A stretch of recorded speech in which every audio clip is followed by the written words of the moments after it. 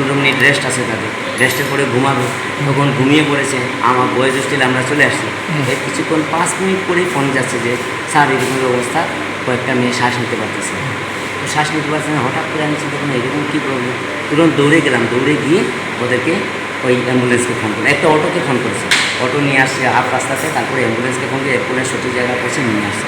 তো এখন তো বিষয়টা বুঝতে পারছি না এরপরে কী থেকে। তখন নার্স যখন জিজ্ঞাসা করছি, তো তারা নিজে বলতে লাগলো যে একটু ভয় পাইছে একটু।